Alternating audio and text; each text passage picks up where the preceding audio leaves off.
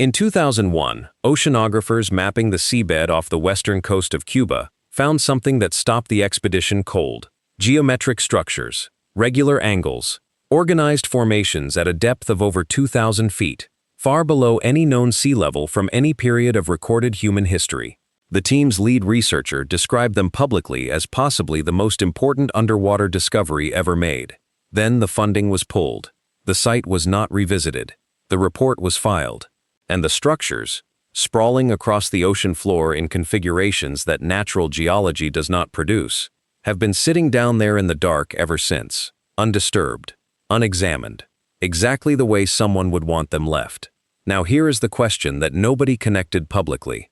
A clay tablet sitting in the restricted archive of the Iraqi Museum in Baghdad, recovered from the ruins of ancient Eridu, the oldest city in the Sumerian record, the city the ancient texts describe as the place where kingship first descended from heaven, contains a description of architectural structures below the ocean floor, not as mythology, as a location report, with coordinates, with an entrance description, and with a warning about what happens to anyone who finds the entrance and uses it without authorization.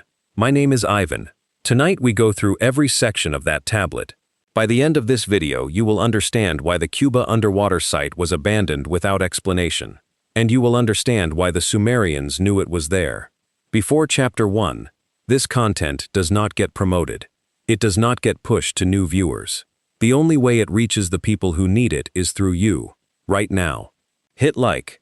Drop the word entrance in the comments so I know you are with me from the beginning, and subscribe with notifications on, because what comes after Chapter 5 is the section that connects the underwater structures to everything we have covered about the third species, the permanent residents, in our previous videos.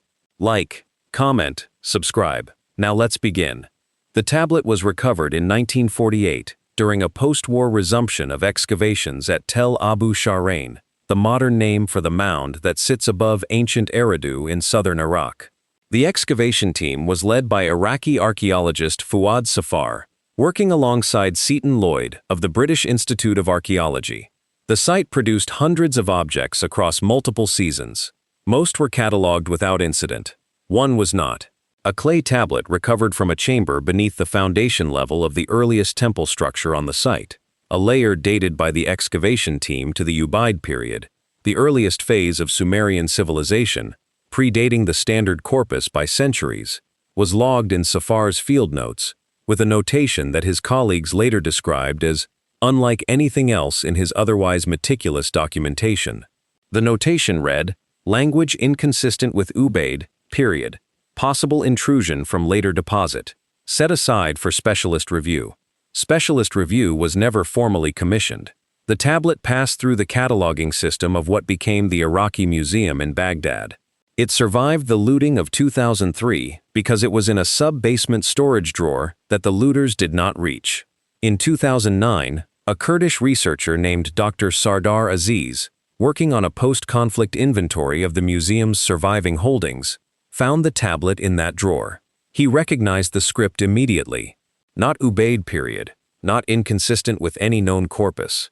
It was written in the same archaic ritual administrative hybrid that appears across every tablet in this series.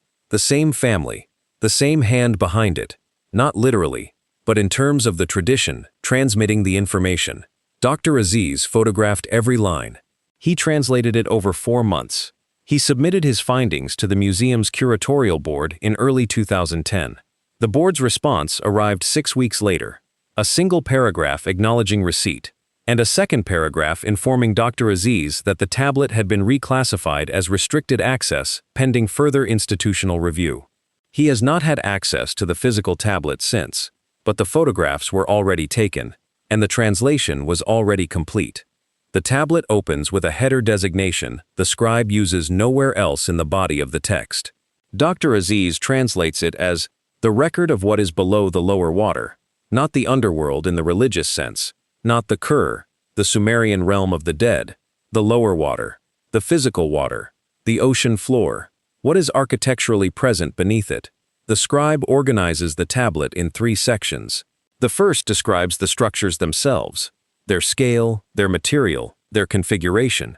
The second describes the entrance, its location, its mechanism, and the conditions under which it can be accessed. The third describes what happens to those who access it without authorization. The scribe does not editorialize. He does not frame this as warning mythology. He records it the way a Sumerian administrator records a hazardous facility, factually, operationally, with the same flat affect used to describe a grain storage unit that must not be opened during flood season. This is a facility report, and the facility has been down there since before the first human city was built above the waterline. The scribe describes the underwater architecture in terms of scale that have no parallel in any other Sumerian text describing human construction. He uses a measurement system converting to structures with vertical dimensions exceeding anything built on the surface during his period, or, for that matter, during ours. The material he describes is not stone in the conventional sense. He uses a compound word that Dr. Aziz renders as the material that does not receive age, a construction that appears in one other known Sumerian tablet, in the context of describing the whole material of a vessel designed for conditions that would destroy ordinary construction.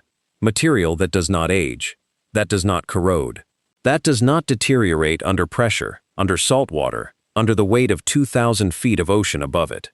The structures have been there, the scribe records, since before the great water, his phrase for the flood event that appears across every tablet in this series, as the boundary between the previous iteration of civilization and the current one. They predate the flood. They survived the flood. They are still there. And the scribe describes their configuration in terms that stopped Dr. Aziz mid-translation.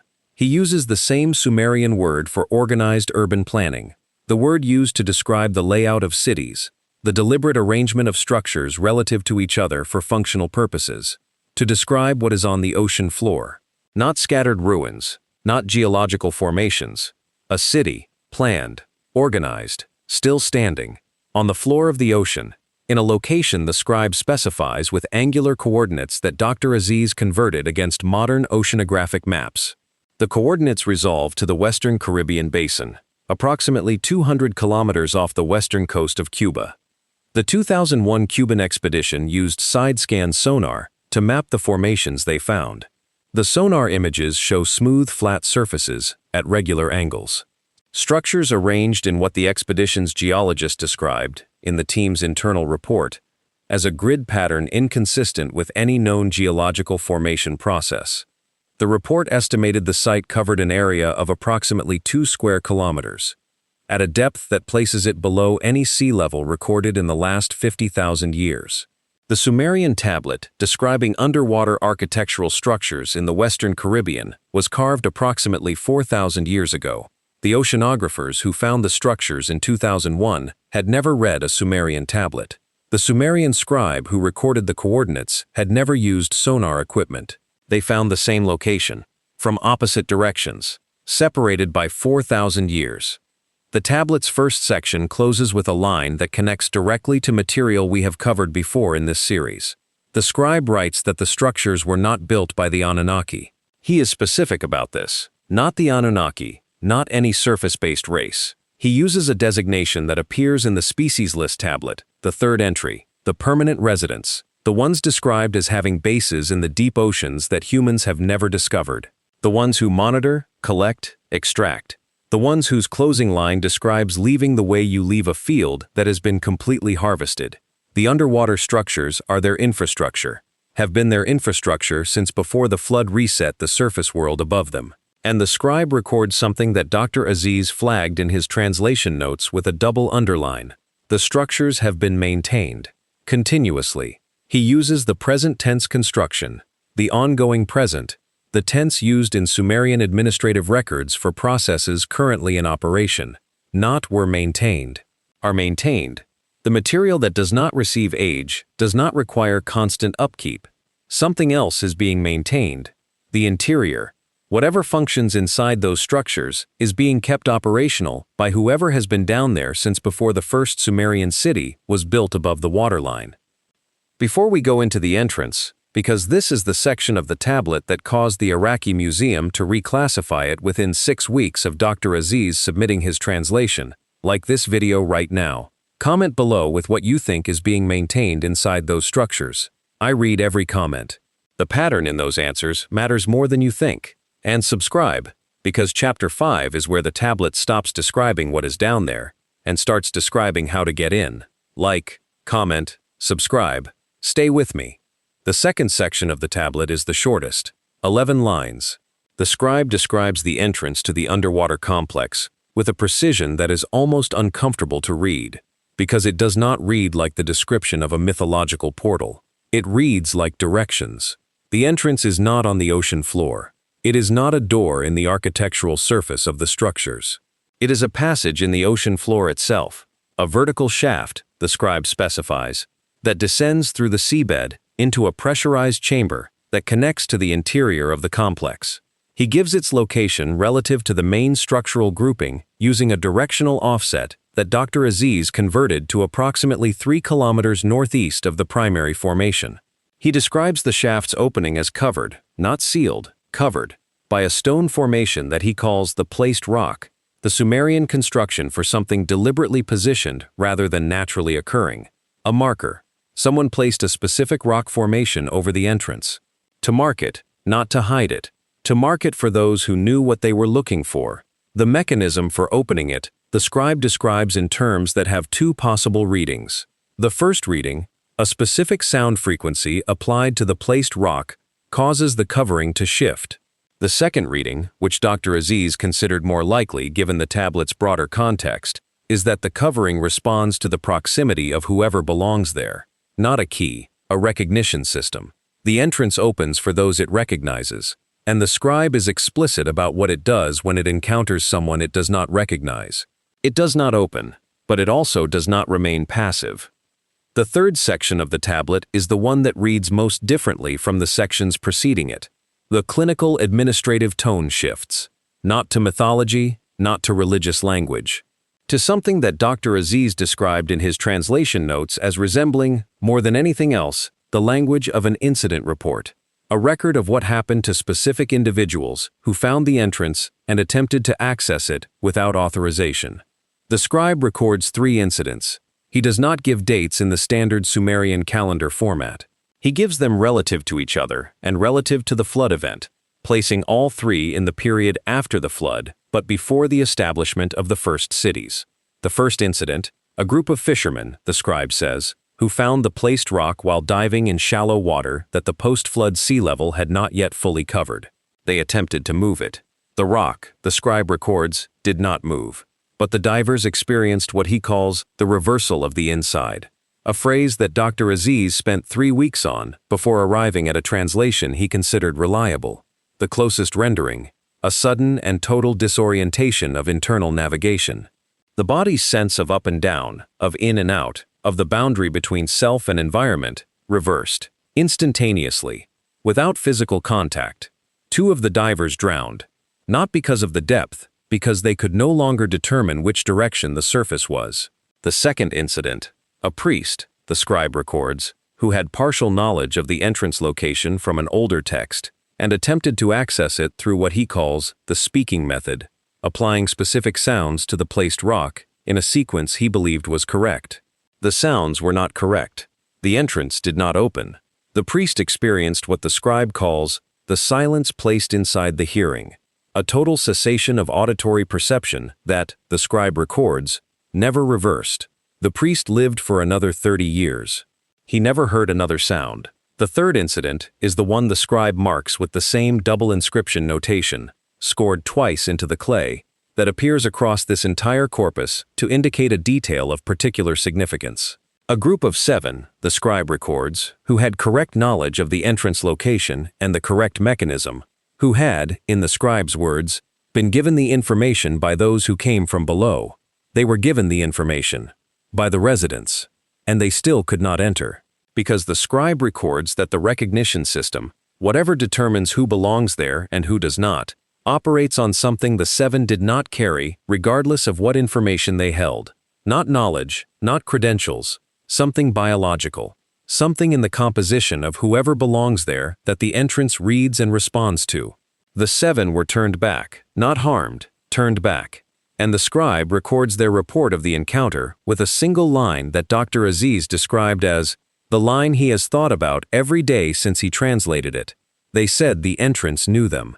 and it knew they were not the ones it was waiting for. Before the final section, because this is where the tablet's closing lines describe who the entrance is waiting for, and why that answer connects to every threshold and every count we have tracked across this entire series, like this video right now. Comment with the words, "I am ready," because the people who have followed this series from the beginning already know what the closing line is going to say before I say it. Subscribe. Share this with one person tonight who has been asking the right questions. Like, comment, subscribe, share. Now, the final lines. The tablet ends with 4 lines, not a closing summary in the administrative sense. 4 lines that the scribe wrote in a slightly smaller script than the rest of the document. The physical indication, in Sumerian scribal practice, that what follows was added after the main text was complete. An addendum, written by the same hand but at a different moment, as if the scribe returned to the tablet after completing it and felt compelled to add something the main text had not said. The first line of the addendum: the entrance has not been used since the water rose, since the flood. The same flood that reset the surface world and left the underwater structures submerged at a depth no one from that world could reach. The entrance has been closed, not sealed, closed, since the flood. Waiting. The second line: it will be used again when the surface produces what was taken below. What was taken below? The same phrase that appears in the Enki tablet describing the 7 previous iterations of humanity held in the cabinet of what was tried, preserved, sleeping, waiting, on the other side of the sealed door at Eridu. Something was taken below when the flood came, something belonging to the surface, and the entrance will open again when the surface produces it again. The third line: the ones it is waiting for will know the entrance by the same recognition the entrance uses to know them. They will not need directions. They will not need the information the 7 were given. They will simply know. The way the entrance knows them. A mutual recognition, built into both sides of the encounter before either side was aware the encounter was coming. The fourth line is the addendum's final sentence, the one Dr. Aziz translated and then sat with for 11 days before writing anything else. They are already on the surface. They do not yet know what they are waiting to remember. Already on the surface, already here, not approaching, here, walking around, living ordinary lives, waking up at 3 in the morning with a sense of something unfinished, feeling the specific and persistent sensation of being capable of more than they can access, carrying the 7 signs we described in our earlier video without knowing that the signs are not symptoms. They are a recognition system, the same one the entrance uses, running in both directions simultaneously. The entrance is waiting for them to remember what they are. And when they do, when enough of them remember at the same moment, when the count reaches the threshold that appears across every tablet in this series, the placed rock will shift. The entrance will open, not for everyone, for the ones it was built to recognize. Look at the ocean the next time you are near it. Consider what is 2,000 feet below the surface in the Western Caribbean. Consider that it has been there since before the flood, since before the first city, since before the first human looked at the water and wondered what was underneath. It has been waiting longer than civilization has existed to wonder about it. And according to a clay tablet recovered from the oldest city in human history, found in a sub-basement drawer that survived a war, the wait is almost over. If this opens something for you, like this video, subscribe, and send this to someone who needs to hear it. Big hug. See you in the next one.